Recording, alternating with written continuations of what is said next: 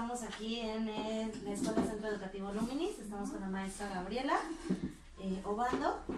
Realizaremos una entrevista con respecto al tema de evaluación. En un principio queremos saber para usted qué es la evaluación. La evaluación es parte del proceso educativo, aunque muchas personas lo consideran como la parte más importante, pero no es así, solo es un elemento más de la educación. Y la evaluación es un proceso en el cual se pretende medir el rendimiento o el aprovechamiento de los alumnos para, al final de cuentas, dar un rendimiento de cuentas, ¿no? Uh-huh. De decir si un alumno sabe o no sabe al terminar un ciclo escolar o un grado escolar o al pasar de un nivel a otro. Ok, entendemos que está dentro del área básico. Uh-huh. Dentro del área básico, a lo mejor, ¿qué tipos de evaluaciones podemos tener? Pues más recientemente, yo creo que en el área en donde trabajo hemos tratado de implementar la autoevaluación, la heteroevaluación,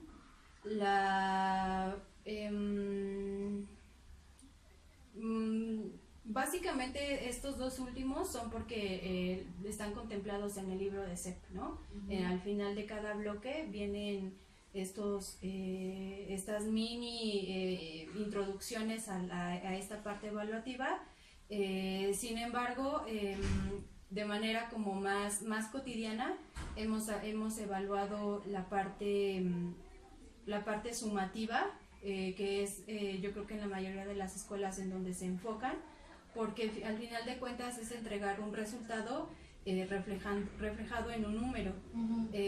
Sin embargo, últimamente, debido a la reforma, pues se ha estado implementando o se ha hablado más de la evaluación formativa, en donde no solamente es el asignar un número, sino más bien yo creo que aquí tenemos que incluir aspectos o términos más, otros términos más bien, como el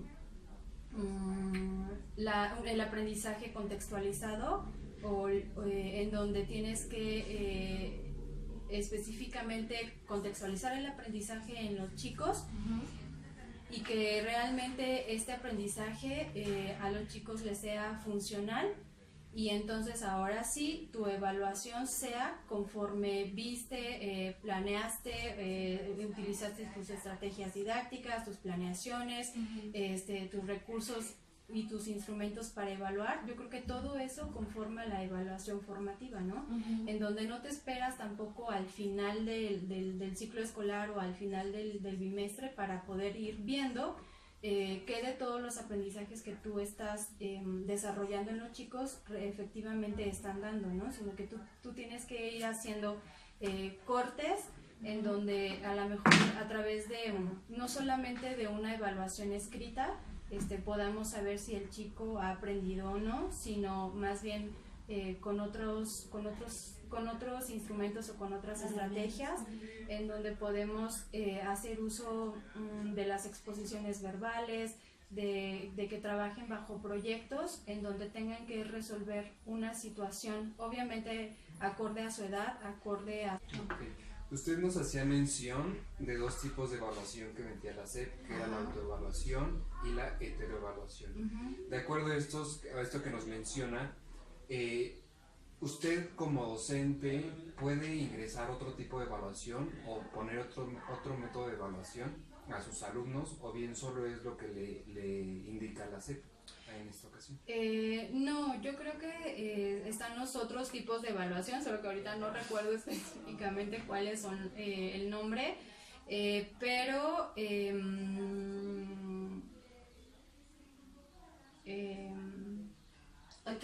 digamos que otros tipos de evaluaciones podemos seguir implementando para que no nada más nos quedemos con los estándares que nos está pidiendo SEP, ¿no? Así.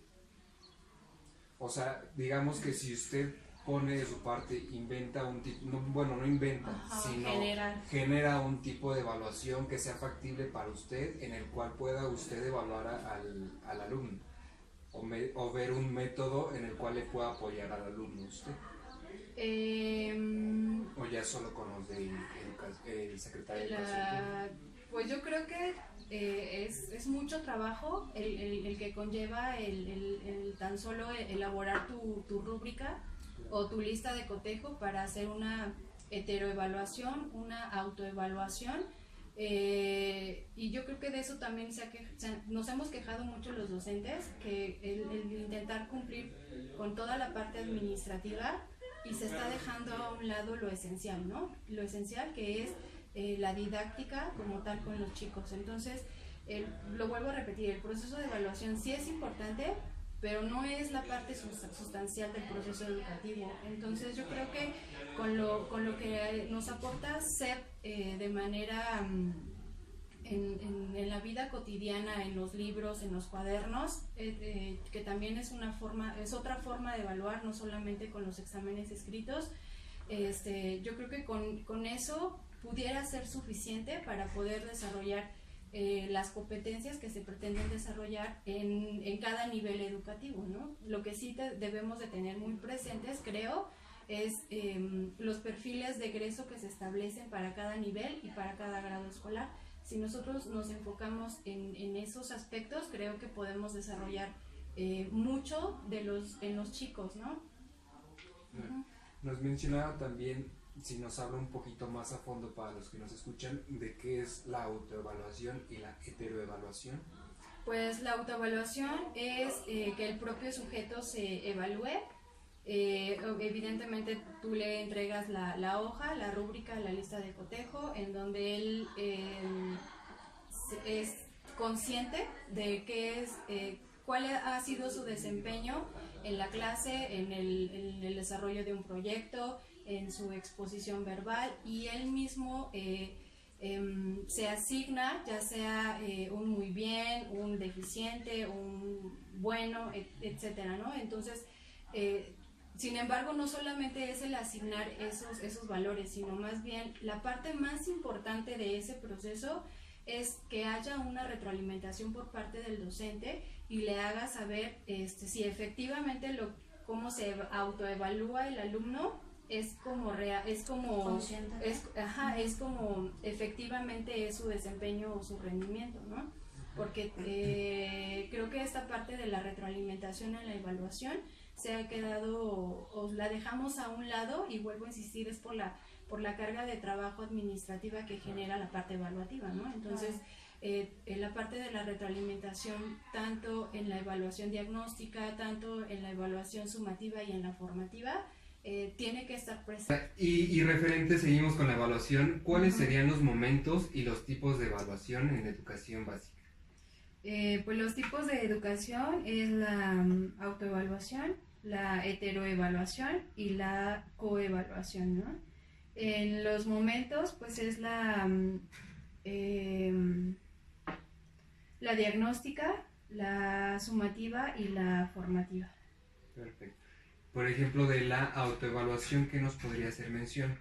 ¿A qué se refiere con autoevaluación? Pues aquí es en donde los mismos sujetos hacen se evalúan a sí mismos, y comentaba que la parte importante de la evaluación es la retroalimentación. Entonces aquí tiene el papel importante del docente es revisar cómo el alumno se autoevaluó, porque pueden ser dos situaciones, ¿no? Una en donde el alumno se demerite mucho, y la otra en donde su calificación sea pues muy por arriba de lo que realmente es. Okay. Entonces aquí el docente tendría que sentarse con cada uno de los alumnos y checar en cuál de las dos situaciones está, para poder hacer los comentarios pertinentes, y que el niño, en el caso de que se haya puesto como muy deficiente, pues realmente hacerle ver que tampoco es así, ¿no? Que tiene a lo mejor áreas de oportunidad, pero que también tiene fortalezas que le hacen ser pues un estudiante y que por ello merece estar en donde está, ¿no? Y en el otro caso, pues lo mismo, o sea, hacerle ver cuáles son sus deficiencias para poder potenciarlas, ¿no? Más adelante. Y el otro proceso, la otra evaluación, que es la heteroevaluación, es en donde una persona ajena, bueno, no ajena, pero un adulto, ¿no? En el caso de nuestro caso, pues es el docente el que hace la evaluación al resto de los chicos y pues asigna una calificación o un nivel de desempeño. Y en la coevaluación es en donde los mismos alumnos son los que se evalúan. Por ejemplo, ustedes son mis compañeros, tú me evalúas a mí, tú evalúas a ella y ella a mí. Okay, hay un conjunto, bueno, una cooperación. Aunque aquí también pues puede perder mucha la objetividad, porque si tú me caes mal, pues entonces te califico súper mal. Si tú eres mi súper amiga, pues entonces te pongo una calificación muy alta, ¿no? Entonces aquí también el docente debe de darle la ponderación adecuada al proceso a los 3 tipos de evaluación, ¿no? Porque a lo mejor, no sé, no creo que llegue a pasar, pero por si llega a pasar, que a un docente se le ocurra darle un porcentaje muy alto a la parte de coevaluación o la heteroevaluación, a cualquiera de las 3, yo creo que perdería mucho la objetividad que se pretende tener en un proceso evaluativo. ¿Considera que estos 3 tipos de evaluación también son aplicables para nosotros como los docentes? O sea, que no nada más se vea para los alumnos. Yo creo que sí, y se hace mucho en los cursos y a lo mejor también hasta en los consejos técnicos, en donde trabajamos en pares y ahí es donde tenemos la oportunidad de poder trabajar este tipo de evaluación. Sin embargo, lo que también comentaba era que el darle o el dedicarle mucho tiempo al proceso evaluativo hace a que perdamos el sentido en la práctica docente, que es la didáctica como tal, ¿no? Entonces también aquí tendremos que tratar de equilibrar tanto la parte didáctica como la parte evaluativa, ¿no? Que los dos son un conjunto y hacen a que finalmente formemos al alumno como tal. Va a ser una pregunta como de qué fue primero, si el huevo o la gallina, pero más o menos sería algo así. ¿Qué sería primero, la planeación o la secuencia didáctica o la evaluación? Pues primero la planeación, ¿no? Bueno, no, es que para poder hacer una planeación tuviste que haber evaluado los niños o el material humano con el que vas a trabajar, ¿no? Entonces, yo creo que es como un ciclo, ¿no? En donde yo me lo imagino como un círculo, no como una línea recta, en donde te decía, para poder hacer una planeación tuviste que haber evaluado, y para poder entregar cuentas de lo que tú trabajaste en tu secuencia didáctica o en tu planeación, pues también tuviste que haber evaluado al inicio, en el desarrollo y al final para poder entregar resultados, ¿no? Entonces no creo que haya como un orden como tal, sino que a lo mejor lo primero sí sería una evaluación diagnóstica, y de ahí se desprenderían los siguientes tipos de evaluación o momentos de evaluación. Ya que tocamos este tema, ¿cuáles serían los momentos de evaluación? Nos menciona como primordial la evaluación diagnóstica. Ajá, bueno, después viene la evaluación formativa, que es durante el proceso educativo, y la otra es la evaluación sumativa, que es al final, que es en donde ya se asigna pues una calificación o un número como tal, ¿no? al desempeño del chico. En estos 3 tipos de evaluación, ¿qué es lo que usted o los docentes evalúan? ¿Qué se evalúa? Pues en la evaluación diagnóstica es checar cuáles son las habilidades, aptitudes o saberes con los que inician los niños, ¿no? Con lo que llegan. En la evaluación formativa es ir registrando cuáles son las competencias que se han ido desarrollando con base a la planeación que tú hiciste. Entonces, en la evaluación formativa, pues es importante no solo considerar una evaluación escrita, que finalmente la evaluación escrita está como muy de mano con la evaluación sumativa, porque te esperas hasta el final de un bimestre o de un trimestre para poder saber si el alumno aprendió o no aprendió. Pero, ¿qué pasa? Lo más importante no es eso, ¿no? Sino lo más importante es lo que pasa durante el proceso de enseñanza-aprendizaje. Entonces, eso es lo que implica la evaluación formativa, el no solo contemplar una evaluación escrita como tal, sino considerar otros aspectos, como en el caso de nosotros, es primero el planear una secuencia didáctica a través del sistema modular, ¿no? Que es algo que se acaba de emplear bueno, no que se acaba, sino más bien que durante todo un ciclo escolar empezamos a trabajar, y que ayuda a que el docente tenga una visión pues más detallada, más extensa de lo que vamos a ver durante un bimestre, y que a comparación como lo hacíamos antes, que era revisar lo que la siguiente semana vas a ver y después lo que la siguiente semana vas a ver, y entonces lo que hacíamos era coartar o dividir el aprendizaje, no lo veíamos como un todo, sino lo veíamos de manera separada. Entonces, a través de la planeación, a través del sistema modular, evidentemente que tenemos que revisar todos los contenidos que se van a ver durante un periodo, y de ahí eso implica que pues el docente deba de tener pues una lectura incluso profunda de lo que estamos revisando, que deba, por ejemplo, en mi caso, en mi geografía, encontré información en el libro CEP que no empataba con la actualidad, ¿no? O sea, venía una tabla en donde hablaban de los países con un nivel de calidad de vida alto, y todavía ponen a Estados Unidos, cuando yo, pues por la situación internacional, sé que Estados Unidos ya no es así. Entonces me di a la tarea de investigar, y esa tabla que ponen en CEP ya no cuadra. O sea, Estados Unidos ya ni siquiera está contemplado como un nivel, como un país que tenga un nivel de calidad de vida alto. Si yo me enfoco solo en lo que pasa o en lo que te proyectan los libros que ya son del 2011, esa información ya está muy desfasada.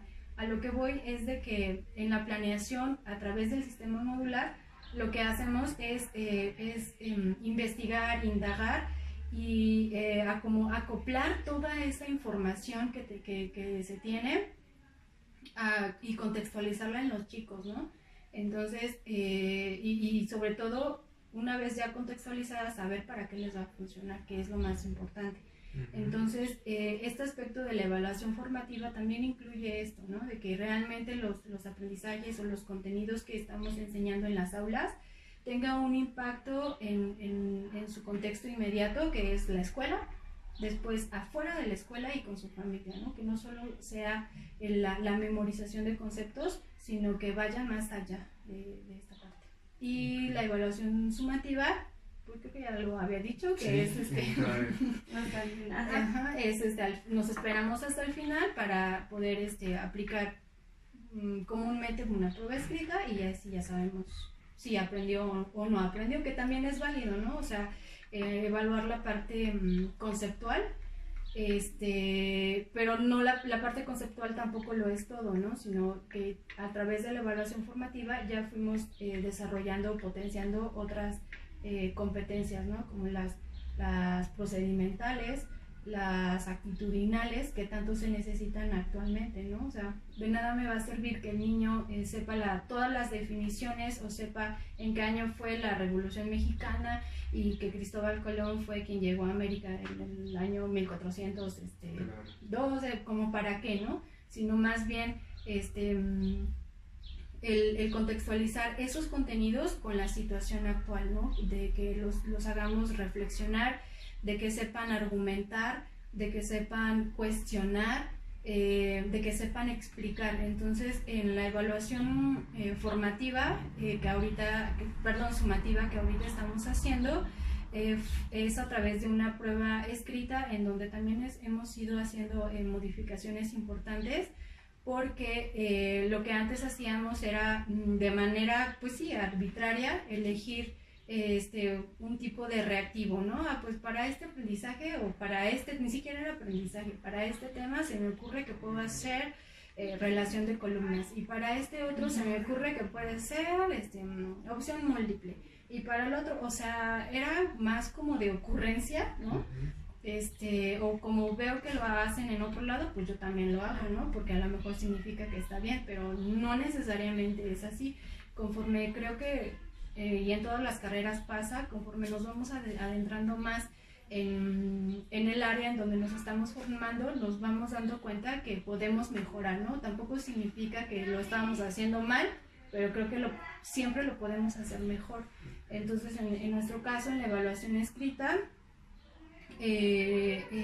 entra esta parte en donde tiene que ver mucho la validez, la confiabilidad de una prueba, ¿no? Entonces, aquí nos meteríamos en cuestiones como más estadísticas, y que a resumidas cuentas, pues el docente también debe de tener esta formación, ¿no? Entonces, el docente yo lo considero una maravilla, porque tiene que saber tanto del desarrollo típico de un niño, tiene que conocer de didáctica, tiene que conocer de evaluación, tiene que conocer de planeación, tiene que conocer de muchas cosas, como en este sentido, en la evaluación y la evaluación y la estadística, ¿no? Entonces, afortunadamente, con lo que yo estaba estudiando, nos dieron una tablita que resumía toda esta parte de la validez y de la confiabilidad, ¿no? En donde se da un porcentaje a los reactivos fáciles, uno a los reactivos muy fáciles, otro a los de nivel medio, de dificultad alta y de muy alta dificultad. Entonces, aquí también teníamos que hacer uso de la tabla de la taxonomía de Bloom, en donde teníamos que hacer pues una selección de los verbos y cuáles son los que se relacionan con un nivel fácil, ¿no? Cuáles son los que se relacionan con un nivel de complejidad alta, y nos funcionó muy bien. Sí, al principio sí teníamos muchas dudas, nos surgieron muchas dudas, pero al final de cuentas los resultados que vemos es de que los niños, el resultado más bien es realmente lo que el niño sabe, ¿no? O sea, no le estamos quitando puntajes porque salió muy alto y yo sé que el niño no tiene el conocimiento, sino la calificación que ahorita tú puedes ver en un examen es la que realmente refleja lo que el niño sabe, haciendo la relación con el perfil de egreso, con los niveles de desempeño, ¿no? Si es un desempeño deficiente, porque sé que es un niño que todavía no tiene consolidado la lectoescritura, en el examen se ve reflejado, ¿no? Entonces, tampoco es el asignar un número por asignarlo, sino que cada uno de los números tiene pues un nivel de desempeño, y que los papás pues también están enterados de esta situación para que ellos también sepan qué es lo que tienen que fortalecer en casa. Porque creo que es de 12 minutos los videos y luego se acaba. 15. Entonces, por nuestra parte sería todo. Agradecemos el tiempo a usted, maestra Gabriela, y a la institución también del Centro Educativo Luminis por darnos este espacio, el tiempo y pues también el gusto de poder tener mayor información por parte de lo que es evaluación para ustedes como docentes. Gracias. Gracias. Gracias. Buen día. Hasta luego.